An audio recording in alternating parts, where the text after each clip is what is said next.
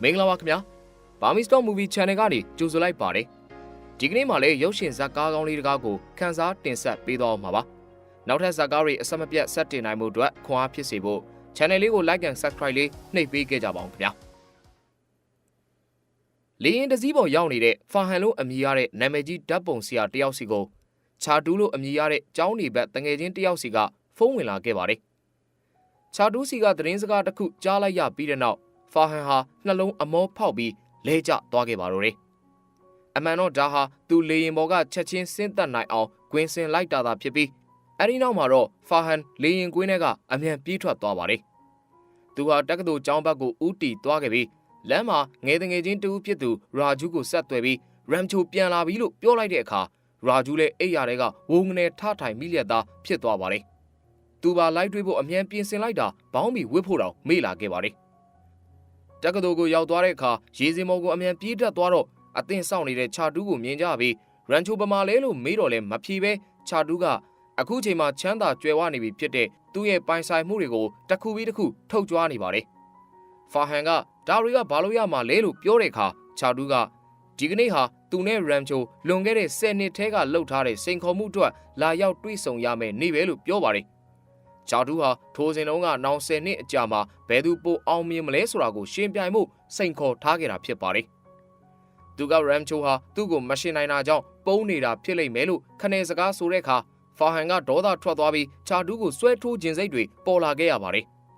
်ဒါပေမဲ့ချာတူးကရန်ချိုရှိတဲ့နေရာကိုသူသိပါတယ်လို့ဆိုလာတဲ့အခါမှာတော့သူ့ဒေါသတွေပြေသွားခဲ့ပါတယ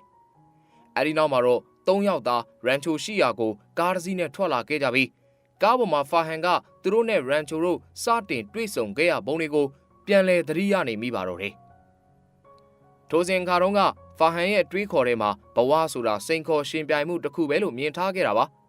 မျိုးပွားပိုးကောင်လေးဘဝမှာကတည်းကအကောင်ပေါင်းတန်းချီနဲ့ရှင်ပြိုင်ပြီးတရေသားဖြစ်တည်လာရတယ်ပြီးတော့သိမကြခင်မှာပဲဖာဟန်ရဲ့ဖခင်ဖြစ်သူရဲ့ငါသားဟာအင်ဂျင်နီယာကြီးဖြစ်ရမယ်လို့ပြောလိုက်တဲ့စကားတစ်ခွန်းအတိုင်းအရွယ်ရောက်လာတဲ့အထိဝါသနာမပါတဲ့အင်ဂျင်နီယာဖြစ်ဖို့အတွက်စူးစမ်းရှင်ပြိုင်ရပြန်ပါတယ်အဲ့ဒီခါမှာတော့ရာဂျူးလို့အမည်ရတဲ့သူ့လိုပဲအင်ဂျင်နီယာတယောက်ဖြစ်အောင်စူးစမ်းနေတဲ့သူတယောက်နဲ့တီကျွမ်းခဲ့ရတယ်ရာဂျူးဟာစင်းရဲလွန်းတဲ့မိသားစုတစ်ခုကနေမွေးဖွားခဲ့တာဖြစ်ပြီးအင်ဂျင်နီယာကြီးဖြစ်လာတဲ့အခါမှာသူ့မိသားစုကိုစင်းရဲတွင်တွေကဆွဲထုတ်ဖို့ရည်ရွယ်ချက်နဲ့စူးစမ်းနေခဲ့တာပါဖာဟန်နဲ့ရာဂျူးတို့ဟာចောင်းသားတစ်တွေရဲ့ထုံးစံတိုင်းစီနီယာတွေရှေ့မှာအတွင်းကန်လေးတစ်ထည်နဲ့နှိမ်ချရိုသေတဲ့သဘောတရားကိုအများနည်းတူပြသနေစမှာရန်ချိုဆိုတဲ့သူနဲ့စတင်ဆုံတွေ့ခဲ့ကြတာပါចောင်းသားတစ်တွေအားလုံးကစီနီယာတွေရှေ့မှာအနိုင်ကျင့်ခံရချိန်မှာရန်ချိုကတော့ဘသူ့ကိုမှဂယုမဆိုင်ပဲသူ့အခန်းထဲကိုတန်းဝင်သွားခဲ့ပါတယ်ဒါကိုမြင်လိုက်တဲ့ចောင်းသားကြီးတယောက်ကသူ့အခန်းရှိကိုသေးနဲ့ပန်းပါတော့တယ်ဒါမဲ့ရမ်ချိုကလျှက်တစ်ပြက်အတွင်းမှာလျှက်စစ်ရှော့တိုက်ကရိယာတစ်ခုကိုဖန်တီးပေးလိုက်တဲ့အတွက်သူ့အခန်းကိုသေးပန်းတဲ့ចောင်းသားကြီးအခန်းရှိမှာလူးလိမ့်နေကြရပါတယ်သူတို့ရဲ့ကောလိပ်မှာចောင်းသားအစ်ကိုကြိုဆိုတဲ့ပွဲတစ်ခုတည်းရုပ်ပြက်ဆင်းပြက်နိုင်တာမဟုတ်သေးပါဘူးကျောင်းရဲ့ပညာရေးစနစ်ဟာလည်းတုံးစားမရလောက်အောင်ဖျို့ဖျဲဖြစ်နေခဲ့ပါတယ်အထူးသဖြင့်ဒိုင်နိုဆောတက်တန်းလောက်နောက်ကျကြံရစ်ခဲ့တဲ့အုံနောက်ပိုင်ရှင်တဦးဖြစ်တဲ့ပေါမောက်ခါချုပ်ကြီးတယောက်လည်းရှိပါတယ်အားလုံးကသူ့ကိုတညီတညွတ်ထဲနာမည်ဝိုင်းပေးထားတာကတော့ virus ပါတဲ့ virus ဟာသူ့ရဲ့အတွေးခေါ်ဟောင်းတွေကိုအမြဲဆွဲကင်ထားလိမ့်ရှိပြီးကျောင်းသားတွေအားလုံးကိုလည်းသူ့ရဲ့အတွေးခေါ်တွေကိုအတင်းရိုက်သွင်းလိမ့်ရှိသူတူဖြစ်ပါတယ်ပြီးတော့ဘဝကြီးမှာအမြဲတမ်းရှင်ပြိုင်နေမှသာအသက်ရှင်နိုင်မှာဖြစ်ပြီးရှုံးနေသူဟာတည်ဆုံးတဲ့သူနဲ့အတူတူပဲလို့လည်းပြောလိမ့်ရှိပါတယ်virus ကသူ့အမြဲဆောင်ထားတဲ့ဘောပင်တစ်လက်ကိုထုတ်ပြလိုက်ပြီးအဲ့ဒီဘောပင်ဟာတန်ပေါင်းများစွာအကုန်ကြခံပြီးတီထွင်ဖန်တီးထားရတဲ့ဘောပင်ဖြစ်ပြီးတော့အပူချိန်တွေဆွဲအားတွေမရှိတဲ့အာကာသမှာရေးလို့ရအောင်အဓိကရည်ရွယ်ထားတာပါလို့ဆိုပါတယ်သူဟာအဲ့ဒီဘောပင်ကိုသူ့ရဲ့ဆရာကြီးတယောက်စီကနေစုအဖြစ်လက်ခံရရှိခဲ့တာဖြစ်ပြီးတော့သူ့လိုတော်တဲ့ဘဲចောင်းသားကိုမဆိုဒီဘောပင်ကိုပြန်လဲစုချဖို့လဲမှားခဲ့တယ်လို့ပြောပါတယ်ဒါပေမဲ့ဆယ်စုနှစ်တွေကြာလာသည့်တိုင်အောင်အဲ့ဒီဘောပင်နဲ့ထိုက်တန်တဲ့သူ့လိုထက်မြက်တဲ့တပည့်မျိုးမတွေ့သေးဘူးလို့ပြောပါတယ်ဒါပေမဲ့ virus ရဲ့တန်ဖိုးကြီးလာပါတယ်ဆိုတဲ့ဘောပင်ဟာရမ်ချိုရဲ့မေကွန်းတစ်ခုအောက်မှာအပိုပစ္စည်းတစ်ခုလိုအထင်ခံလိုက်ရပါတယ်ရမ်ချိုကဒါဆိုရင်အာကာသယာဉ်မှုတွေကဘာလို့ခဲတံနဲ့မရေးကြတာလဲ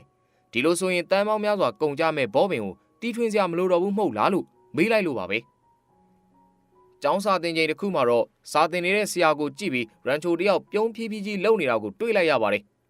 ဆရာကခေါ်မေးတဲ့အခါမှာတော့သူဟာအင်ဂျင်နီယာပညာကိုအလွန်စိတ်ဝင်စားတဲ့သူတစ်ယောက်ဖြစ်တာကြောင့်အခုလိုစာသင်ရတာကိုပျော်ရွှင်မိပြီးပြုံးနေတာပါလို့ပြန်ဖြေလိုက်ပါတယ်။ဆရာကတစ်ဆက်တည်းဆက်ဆိုတဲ့အရာကိုအတိတ်ပဲဖွင့်ပြပါလို့ဆိုတဲ့အခါ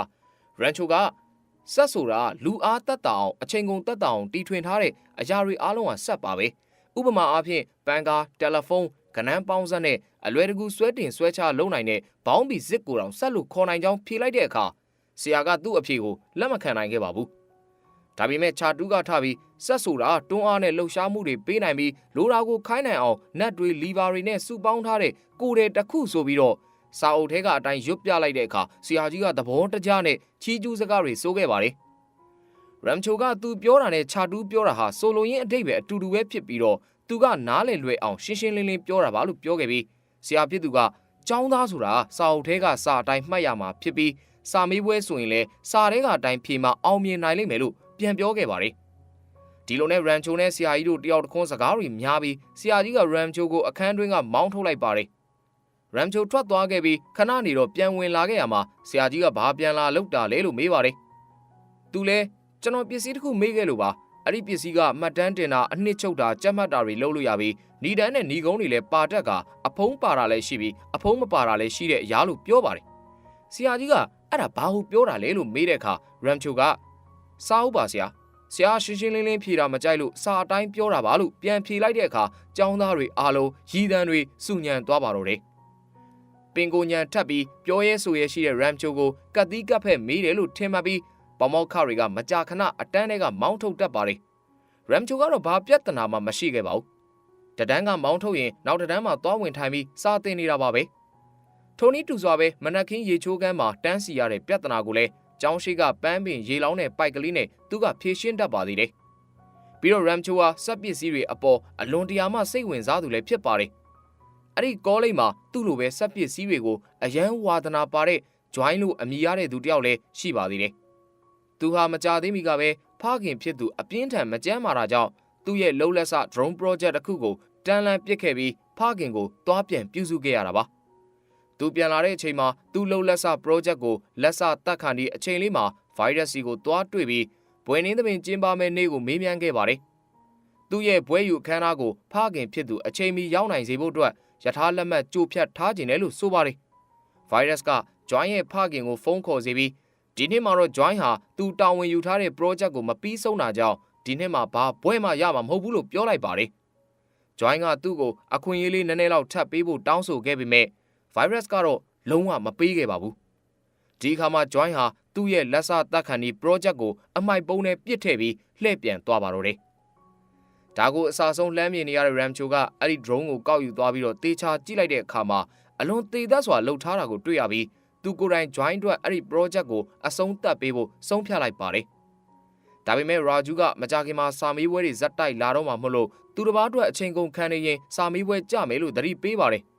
Ramcho ကတော့ငါတို့တွေမှာဘာပြဿနာကြီးပဲရှိနေ Oris ဝဲလို့သာရွတ်နေလိုက်ရင်တိတ်ကြောက်တက်နေတဲ့နှလုံးသားလေးတက်တာရလိမ့်မယ်လို့ဆိုပါတယ်။အဲ့ဒီနေ့ကစလို့ join ရဲ့ project ကိုသူတို့အားလုံးစူးစမ်းပြီးတော့လက်စတက်ပေးလိုက်တဲ့အခါမှာတော့တိတ်မကြခင်မှာပဲ drone လေးဟာအောင်မြင်စွာပဲပြန်တန်းနိုင်ပါတော့တယ်။အဲ့ဒီ drone နဲ့ join ကို surprise လုပ်ဖို့မောင်းနေတော့မှသူ့အခန်းထဲမှာအတွင်းငံတထည်နဲ့စာကြက်နေတဲ့ခြာတူးကိုမြင်ကြရပြီးအားလုံးရီမောသံတွေနဲ့စူညံသွားကြရတယ်။ဒါပေမဲ့တိတ်မကြခင်မှာပဲသူတို့ရဲ့ရီတံတွေရက်သွားကြပါတော့တယ်။ join ရဲ့အခန်းမှာသူတို့တွေ့လိုက်ရတာကစိတ်သက်ကျသွားပြီးသူ့ကိုယ်သူတတ်တည်လိုက်တဲ့အသက်မဲ့ရုပ်ခန္ဓာတစ်ခုပဲဖြစ်နေခဲ့ပါတယ်။ဘွေရကန်ဒီအချိန်ရောက်မှတေဆုံးသွားခဲ့ရတဲ့သူ့ရဲ့သားလေးအတွက်ဖခင်ဖြစ်သူလည်းဖြေမစင်နိုင်ခဲ့သလို Ramcho ကိုယ်တိုင်လည်းမကြေမနက်တွေဖြစ်နေခဲ့ပြီး virus ကိုရှောက်သွားပြီးတော့တကယ်တော့ join ဟာသူ့ကိုယ်သူတတ်တည်ခဲ့တာမဟုတ်ဘူးအသက်ခံခဲ့ရတာလို့ပြောလိုက်ပါတော့တယ်။ virus က Ramcho ကိုခေါ်ပြီးဒီတေဆုံးမှုဟာသူနဲ့ဘာမှမသက်ဆိုင်ဘူးလို့ဆိုပါတယ်။ Ramcho က virus ကိုအပြစ်တင်တာမဟုတ်တဲ့အကြောင်းနဲ့သူတို့ရဲ့ပညာရေးစနစ်တစ်ခုလုံးဟာလုံးဝကိုလွဲမှားနေတာကိုပြောတာဖြစ်ကြောင်းပြန်ပြောပါတယ်။စနစ်ကြီးဟာအမှတ်နဲ့ရမှတ်တွေရဖို့အတွက်ပဲအဓိကထားနေပြီးကျောင်းသားတွေရဲ့တီထွင်ကြံစမှုတွေကိုယ်ပိုင်အရေးချင်းတွေကိုလုံးဝအတိမတ်မပြုတဲ့တင်ကြားရေးစနစ်ပဲလို့ပြောလိုက်တဲ့အခါ virus ကြီးဟာအကြီးကျယ်စိတ်တူသွားပြီး Ramcho ရဲ့လက်ကိုအတင်းဆွဲပြီးတော့စာသင်ခန်းထဲခေါ်သွားက ဆီယာရီထက်ပိုတိပိုတက်နေရင်ကျောင်းသားတွေကိုမင်းကိုယ်တိုင်အင်ဂျင်နီယာပညာကိုသင်ပြကြည့်ပါလို့ဆိုလာပါတော့တယ်။ Ramcho ကတင်မုံပေါ်မှာဝေါ်ဟာရနှစ်ခုကိုရေးသားပြီးကျောင်းသားတွေကိုစက္ကန့်30အတွင်းအတိတ်ပဲဖွင့်ဆိုချက်ရှာခိုင်းပါတယ်။အချိန်ပြည့်သွားပြီမဲ့ဘယ်သူမှအတိတ်ပဲဖွင့်ဆိုချက်ကိုဘယ်စာအုပ်မှရှာမတွေ့ခဲ့ကြပါဘူး။ဒီအခါမှာ Ramcho ကပညာရပ်တစ်ခုကိုအခုလိုအတင်းဖိအားပေးသင်ခြင်းမျိုးကဘာအတိတရားမှမရရှိလာနိုင်ပဲအကျိုးမဲ့ရှင်ပြိုင်စေခြင်းတစ်ခုသာဖြစ်လာနိုင်တာကိုသက်သေပြကျင်တာကြောင့်အဲ့ဒီဝေါ်ဟာရနှစ်ခုရဲ့အတိတ်ပဲဖွင့်ဆိုချက်ကိုရှာခိုင်းတာဖြစ်ပြီးတကယ်တော့သူရေးလိုက်တဲ့ဝေါ်ဟာရတွေဟာကျောင်းစာထဲမှာမပါတဲ့စာရီသာဖြစ်တယ်လို့ပြောလိုက်ပါတယ်။ပြီးတော့ကျောင်းသားတွေကိုအင်ဂျင်နီယာပညာကိုသင်တဲ့နေရာမှာဆရာကပို့တော်မှာဖြစ်ပြီးကျွန်တော်ကတော့ဆရာကိုသင်ကြားရေးပုံစံအတူယူနိုင်ဖို့ကိုပဲပြန်သင်ပြတာလို့ပြောပြီးတော့ Ramcho ကကျောင်းခန်းအတွင်းကထွက်ပြေးသွားပါတော့တယ်။ကျောင်းသားအားလုံးလည်းရေမောတန်တွေစူညံကကြံခဲ့ပြီး virus ကတော့ဒေါသတွေနဲ့ကြံခဲ့ရပါတယ်။နောက်တစ်ရက်မှာတော့ virus ဟာ Farhan နဲ့ Raju ရဲ့မိဘတွေစီကိုစာတစ်စောင်ရေးပို့လိုက်ပါတော့တယ်။စာထဲမှာတော့ Ramcho လိုလူမျိုးနဲ့အပေါင်းအသင်းလုပ်နေတဲ့ Farhan နဲ့ Raju ရဲ့ပညာရေးဟာစိတ်ပူစရာအခြေအနေကိုရောက်နေတာကြောင့်အချိန်မီဆုံးမထိမ့်သိမ့်မှုလိုနေပြီလို့ရေးထားခဲ့တာပါ။ Farhan ရဲ့ဖခင်က Ramcho ကိုခေါ်ယူစေပြီးအမျိုးမျိုးပြောဆိုပြီးနောက်Farhan ပညာရေးကိုကျေးဇူးပြုပြီးမဖြတ်စည်းပါနဲ့လို့ပြောပြီးတော့သူတို့ကိုမောင်းထုတ်လိုက်ပါတယ်။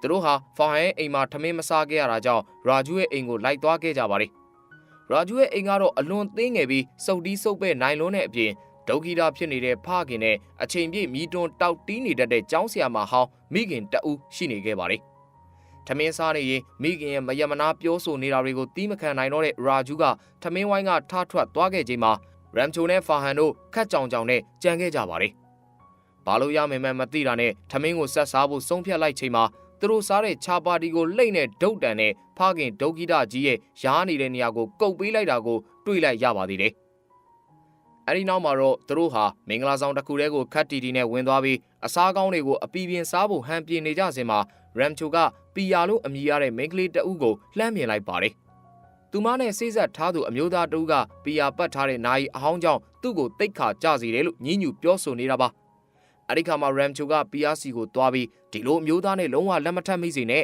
သူ့ရင်ထဲမှာနာမည်ကြီးတစိမ့်တွေနဲ့ဈေးနှုန်းကပ်ပြားတွေပဲရှိတယ်မယုံရင်တတ်သိပြမယ်လို့ဆိုပြီးအဲ့ဒီဘဲကြီးရဲ့ဖနက်ပေါ်ကိုအချင်းရည်တွေနဲ့တွားလောင်းချပြလိုက်ပါတယ်။ဒီအခါမှာတော့အဲ့ဒီလူက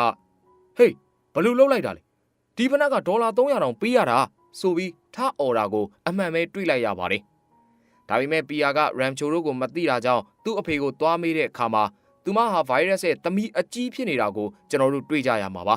။ virus လည်းသူတို့အဖွဲ့ကိုမြင်ပြီးလာမေးတဲ့အခါမှာတော့Ramcho က inverter project တစ်ခုကြောင်းတင်ပြဖို့ရောက်လာတာပါလို့ပါဇက်ရေးရှိရာကိုလိန်ပြောခဲ့ပေမဲ့ virus ကမယုံကြည်ခဲ့တဲ့နောက်မှာ Farhan နဲ့ Raju တို့နှစ်ယောက်သူ့ရုံးခန်းကိုလာရမယ်လို့ပြောလိုက်ပါတယ်။နောက်တစ်ရက်မှာတော့ virus က Ramcho ရဲ့ဖခင်ဟာအလွန်တရာချမ်းသာကြွယ်ဝသူဖြစ်တာကြောင့်သူ့အနေနဲ့ပညာကိုမသင်ကျင်လဲရပေမဲ့Farhan နဲ့ Raju တို့ကတော့ကိုဘွားကိုနားလည်ပြီးပညာစူးစမ်းသင့်တဲ့အကြောင်းသိသိချာချာရှင်းပြပါတော့တယ်။အဲ့ဒီစကားတွေဟာစေတနာစကားတွေဆိုတာထက်ကျောင်းသားချင်းသွေးခွဲတဲ့စကားတွေနဲ့ပဲပို့တူနေတာပါ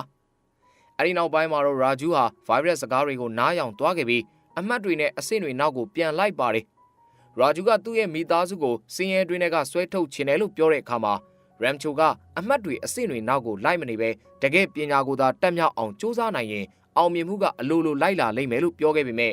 Raju ကတော့နားမဝင်တဲ့အပြင်ကျောင်းထဲမှာအမြဲနံပါတ်1ရအောင်စူးစမ်းနေသူချာတူးနဲ့တခန်းနဲ့အတူပြောင်းနေပါတော့တယ်။ချာတူးဟာတနေ့ကို18နာရီစာချက်ပြီးစာမေးပွဲနှီးချိန်တွေမှာ18+ စာအုပ်တွေကိုအခန်းတိုင်းရှိမှလိုက်ချထားပြီးတပားသူတွေအာယုံတွေထွေပြောင်းအောင်လေလုပ်တတ်ပါတယ်။ဒါကိုမြင်လိုက်တဲ့Ramcho ကချာတူးကိုပညာပေးတဲ့အနေနဲ့ရောRaju ကိုပါအမြင်ကျယ်စေဖို့တစုံတစ်ခုကိုကြံစီပါတော့တယ်။တရက်မှာတော့ချာတူးဟာဆရာများနဲ့အထိမ်းအမှတ်ပွဲမှာအမှားစကားပြောဖို့တာဝန်ကျလာပါတယ်။သူကအဲ့ဒီအမှားစကားကိုသူမကျွမ်းကျင်တဲ့ဟင်ဒီဘာသာစကားနဲ့ပြောကျင်တာကြောင့်စာကြည့်တိုင်းမှုအကူအညီနဲ့စာစီနေတော့မှာRamcho ကသူတို့နှစ်ဦးကိုတစ်ဖက်လက်နဲ့ပထုတ်လိုက်ပြီးစာလုံးတချို့ကိုအတိတ်ပဲတစ်မျိုးထွက်အောင်ပြောင်းထားလိုက်ပါတယ်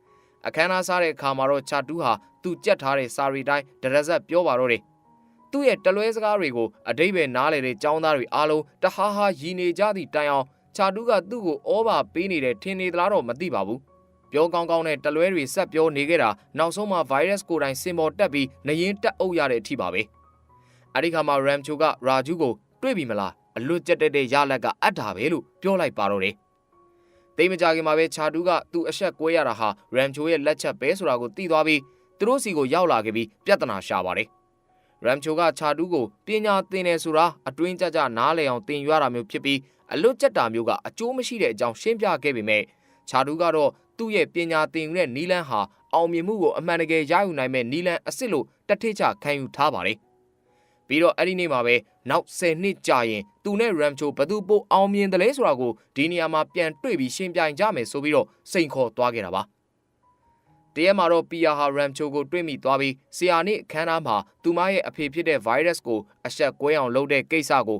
မကြေမနက်နဲ့ရန်လာတွေ့ပါတယ်။ရမ်ချိုကပြန်ဖြေရှင်းရင်းသူမနဲ့တူပါလာတဲ့စေးဆက်ထားတဲ့ဘဲကြီးကိုပါထိပါလာပြန်တာကြောင့်ပြဿနာတွေပိုကြီးလာခဲ့ရပါတော့တယ်။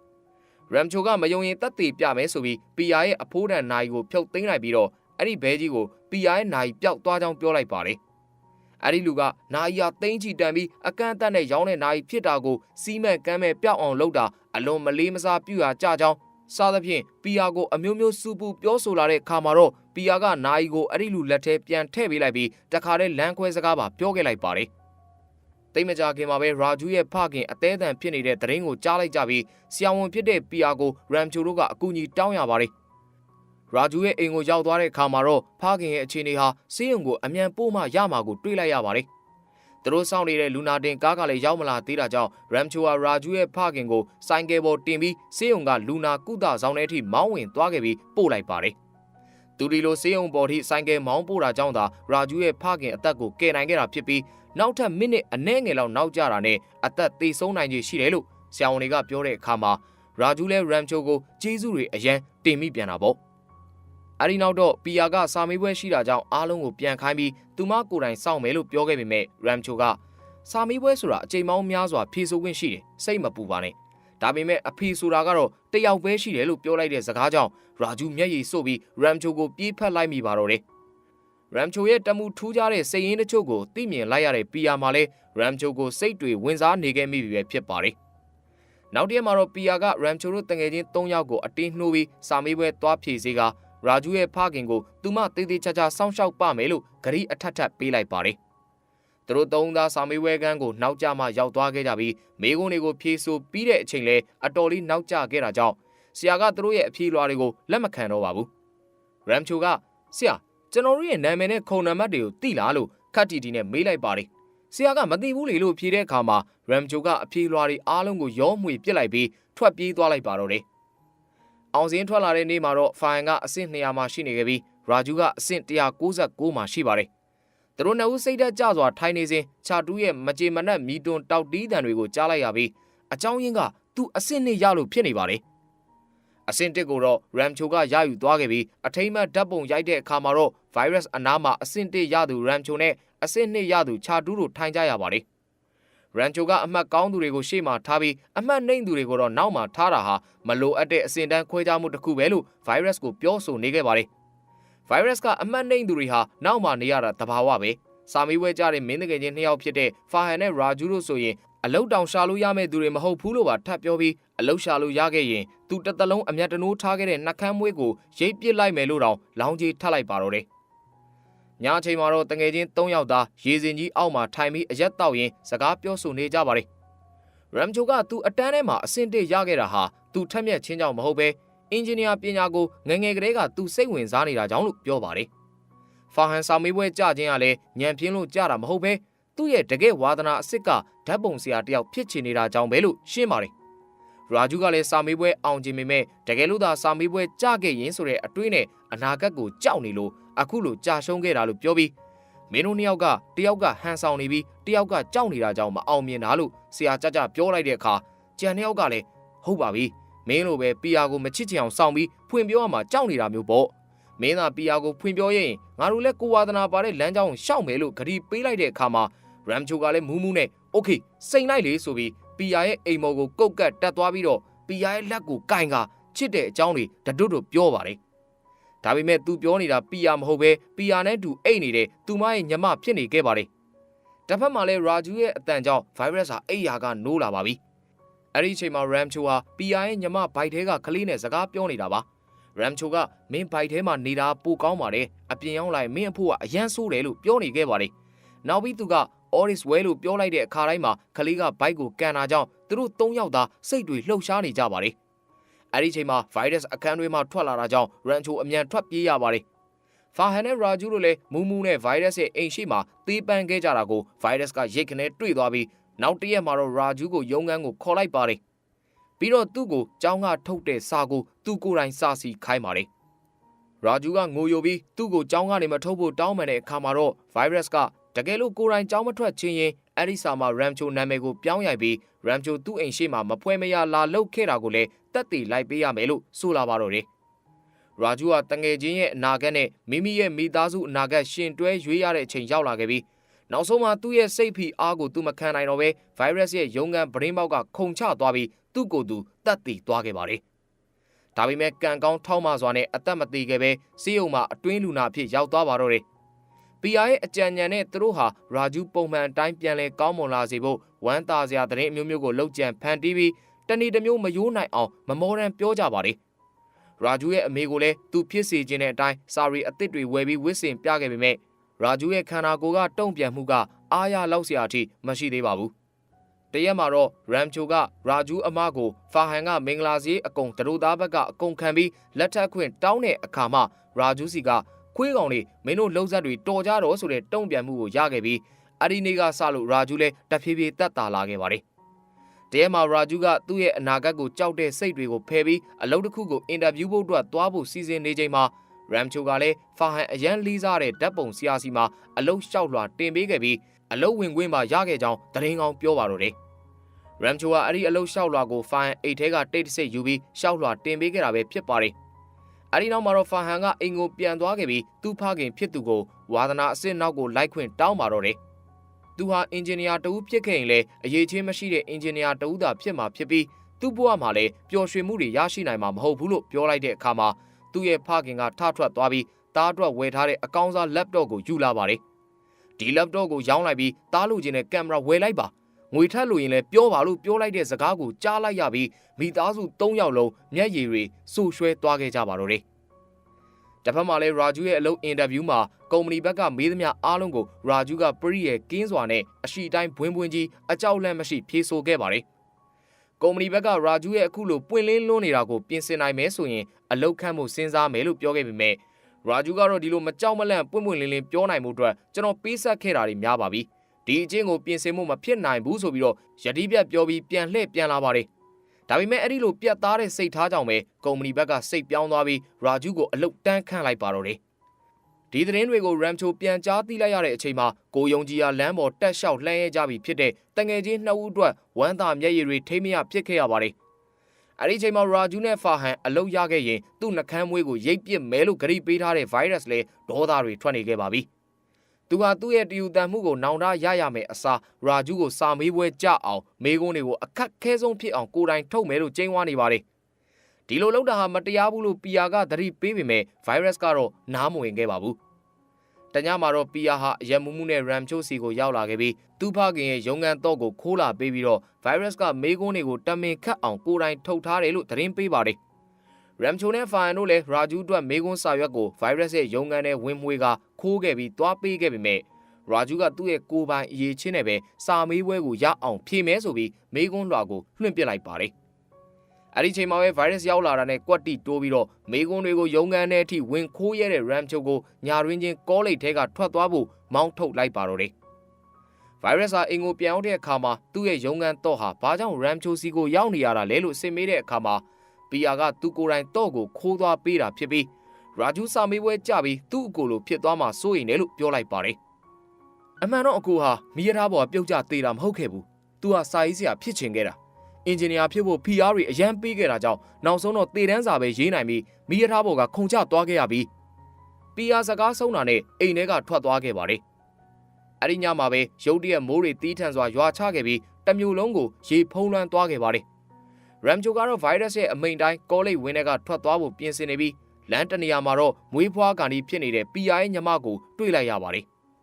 virus ကလည်းလူနာတင်ကားကိုဖုန်းဆက်ခေါ်နေပေမဲ့ရေလွှမ်းမှုကြောင့်လူနာတင်ကားလည်းရောက်မလာနိုင်ပါဘူး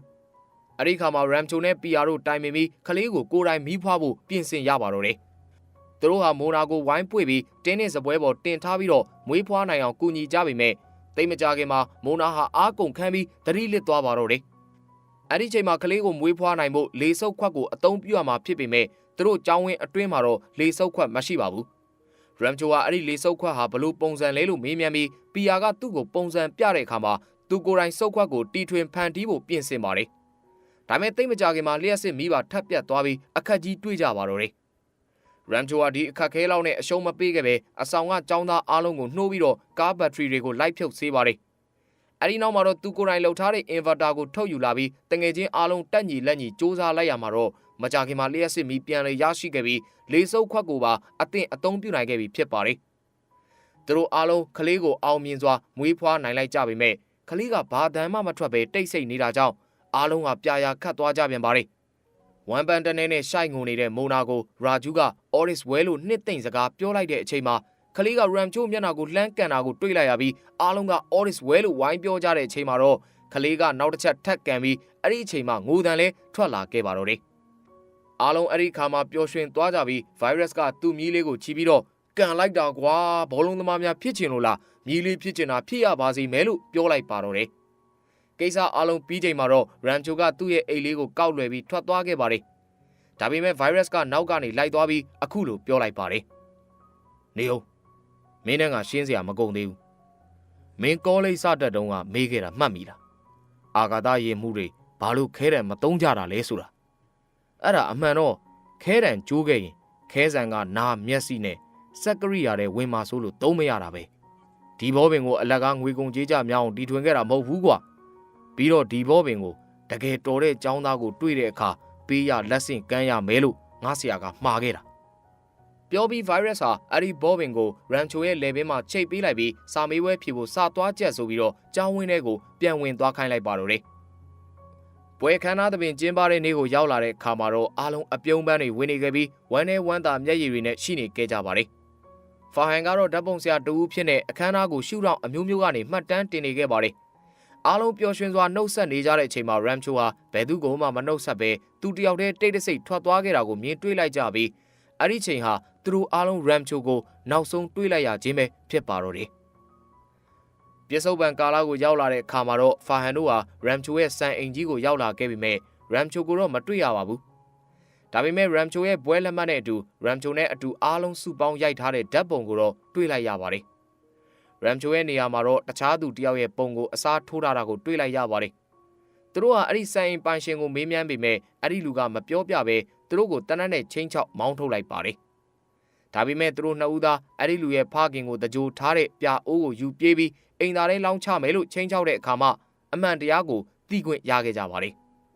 အမှန်တော့ Ramcho ရဲ့အမည်အရင်းဟာချိုတေးလို့ခေါ်ပြီးအဲ့ဒီလူကဒီစံအိမ်ကခြံဆောင်ရဲ့သားဖြစ်ပါတယ်ချိုတေးကပညာရမ်းသင်ယူလိုသူဖြစ်တာကြောင့် Ramcho ရဲ့နေရာမှာအစားထိုးပညာသင်စေပြီးရရှိလာတဲ့ဘွဲလက်မှတ်တွေကိုအဲ့ဒီစံအိမ်မှာချိတ်ထားတာပဲဖြစ်ပါတယ်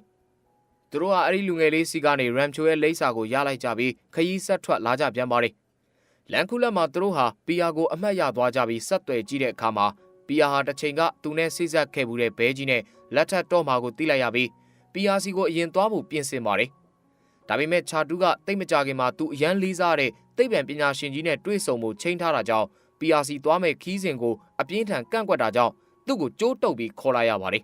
။မင်္ဂလာပွဲခမ်းနားကိုရောက်တဲ့အခါမှာတော့ရာဂျူးကသူတို့သားဖြစ်ဟန်ဆောင်ဝစ်စားထားပြီး PR ကို Ramcho စီကိုလိုက်သွားကြဖို့အမျိုးမျိုးဖြောင်းဖြပြောဆိုခဲ့ရမှာနောက်ဆုံးမှာတော့အောင်မြင်သွားခဲ့ပြီးမင်္ဂလာပွဲကနေသူတို့သမီးကိုဆွဲပြေးလာကြပါတော့တယ်။လိပ်စာတိုင်းလိုက်သွားကြပြီးသူတို့ရောက်ရှိလာတဲ့ကျောင်းကိုရောက်လာတဲ့အခါမှာတော့ထက်မြက်တဲ့ကလေးတွေနဲ့တူရိုးရှင်းပြီးအတုံးကျတဲ့တီထွင်ဖန်တီးမှုတွေကိုမြင်လိုက်ရရုံနဲ့ဒါဟာ Ramcho ရဲ့လက်ရပဲလို့သူတို့သိလိုက်ကြပါပြီ။အဲ့ဒီချိန်မှာចောင်းသားတို့ကသူတို့ကိုခေါ်သွားပြီးဖာဟန်ရဲ့ဓာတ်ပုံစာအုပ်တွေကို Ramcho အမြဲစောင့်ဖတ်ကြောင်းနဲ့ရာဂျူးရဲ့ blog ကိုလည်းအမြဲဝင်ဖတ်တဲ့အကြောင်းပြောပါတယ်။ထို့အတူပဲ PR ရဲ့ဆိုင်ကယ်အိုးထုတ်လေးကိုလည်းအခုချိန်ထိတီယူတီယာတင်ထားခဲ့ကြောင်းကိုပါပြောပြခဲ့ပြီးဒါကိုသူတို့သုံးဦးသားအံ့ဩနေခဲ့ကြပါတယ်။တစ်ဖက်မှာ Ramcho ဟာကလေးတတိုက်နဲ့အတူရှိနေစဉ်မှာ PR သူ့စီလာနေတာကိုမြင်လိုက်ရပြီးတော့အလွန်အံ့ဩသွားခဲ့ရပါတယ်။ PR ကသူ့နားကိုရောက်လာပြီးအားရပါးပါးတစ်ချက်ရိုက်ချလိုက်ပါတယ်။အဲဒီနောက်မှာတော့ Ramcho မှာချစ်ရသူရှိနေပြီလားလို့မေးရမှာ Ramcho ကချစ်ရမဲ့သူရှိနေပြီလို့ပြန်ဖြေလိုက်ပါတယ်။မျောလင်းချက်တွေပျက်စီးသွားတဲ့ PR ကဘယ်သူလဲလို့ဆက်မေးတဲ့အခါမှာ Ramcho ကမင်းပဲလေလို့ပြန်ဖြေလိုက်ပါတယ်။ Farhan နဲ့ Raju တို့လည်းရောက်လာပြီး Ramcho ကိုနှစ်ယောက်သားအားရပါရဝိုင်းရိုက်ကြပါတယ်။အဲဒီနောက်မှာတော့အားလုံးပခုံးဖက်ပြီးပျော်ရွှင်စွာရီမောကြပြန်ပါတယ်။အဲဒီချိန်မှာပဲခြာတူးရောက်လာခဲ့ပြီးနောက်ဆုံးမှာတော့လာကစားကျောင်းဆရာအဖြစ်နဲ့အသက်မွေးနေရတဲ့ Ramcho ကိုသူတို့နှစ်ဦးရဲ့လွန်ခဲ့တဲ့10နှစ်ကလေးကစိန်ခေါ်ခဲ့တဲ့ပြိုင်ပွဲမှာ Ramcho ရှုံးနေကြောင်းသက်သေခံစာချုပ်မှာလက်မှတ်ထိုးစေပါတယ်။ Ramcho လည်းအသာတကြီးလက်မှတ်ထိုးပေးချိန်မှာ Ramcho သုံးတဲ့ဘောပင်ဟာ virus ရဲ့ဘောပင်ဖြစ်နေတာကြောင့်ခြာတူးကပြန်လူယူသွားခဲ့ပါတယ်။အဲဒီနောက်မှာတော့ PR က Ramcho ရဲ့နာမည်အမှန်ကဘာလဲလို့မေးတဲ့အခါမှာ Fungsu Wangdu လို့ဖြေလိုက်တဲ့အခါမှာတော့ Farhan နဲ့ Raju တို့နှစ်ဦးလုံးအံ့ဩတကြီးဖြစ်သွားရပါတယ်။အဲ့ဒီအမည်ဟာနာမည်ကျော်သိပ္ပံဆရာကြီးတူဖြစ်ပြီးခြာတူးနဲ့အရေးတကြီးစာချုပ်ချုပ်ဆိုထားတဲ့ပုံကူဟာလည်း Ramcho ပဲဖြစ်နေတာကြောင့်သူတို့ဟာခြာတူးကိုပြန်လှည့်လာဖို့ခေါ်ပေမဲ့ခြာတူးကစိတ်ဝင်စားခဲ့ပါဘူး။အဲဒီခါမှာ Ramcho ကခြာတူးစီကိုဖုန်းဆက်လိုက်ရမှာ Fungsu Wangdu ဆိုတဲ့အမည်နဲ့ဖုန်းဝင်လာတာကြောင့်သူအမြန်ပဲဖုန်းကင်လိုက်တဲ့အခါမှာ Ramcho ကအခုလိုပြောလိုက်ပါတော့တယ်။ဝမ်းနေပါတယ်မစ္စတာခြာတူးကျွန်တော်ခမားကုမ္ပဏီနဲ့စာချုပ်ဖို့လက်မှတ်မထိုးနိုင်တော့ပါဘူး။ဘာလို့လဲဆိုတော့ခမရကျုပ်ရဲ့ဘောပင်ကိုယူသွားခဲ့လို့ပါပဲဟုတ်ကဲ့ပါခင်ဗျာဒီနေ့တင်ဆက်မှုကတော့ဒီလောက်ပါပဲနောက်ထပ်ဇာတ်ကားကောင်းများနဲ့ပြန်လာခဲ့ပါဦးမယ်ဆိုတော့အားပေးခဲ့သူများအားလုံးကိုကျေးဇူးအထူးပဲတင်ရှိပါတယ်ခင်ဗျာ